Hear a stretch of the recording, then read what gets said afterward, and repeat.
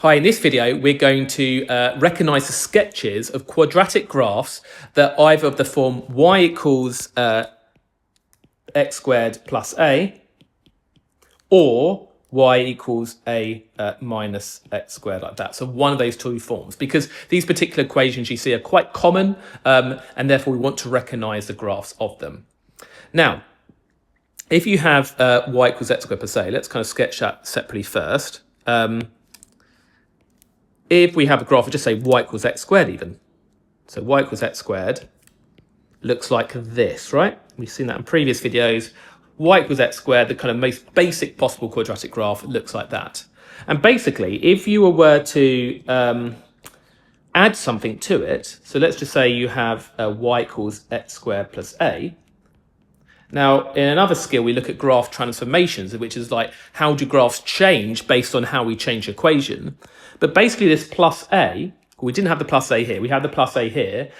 It basically translates the graph upwards like that by a units. So instead of the graph going through 0, 0, that 0, 0 is going to go up a units, and now it's going to cross the y-axis at a instead. Let's put these x and y-axis on.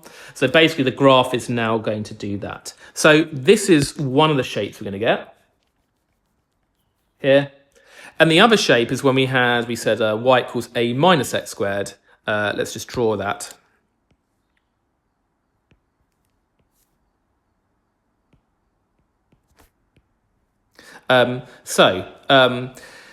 If you think what a minus x squared graph looks like, I'll just draw it for you. It basically looks like this. So this is y equals minus x squared.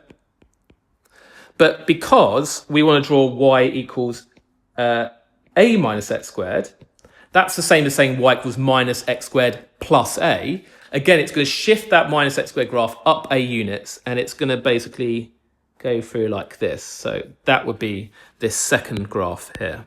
So these are the two forms you ought to be able to sort of recognize a graph of immediately. So let's apply that to these examples here.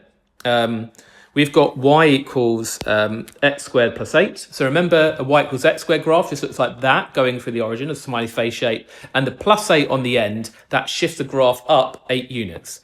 So which one looks like that? Well, it looks like this one here, because if you were to start with the y equals x squared graph, that looks like that.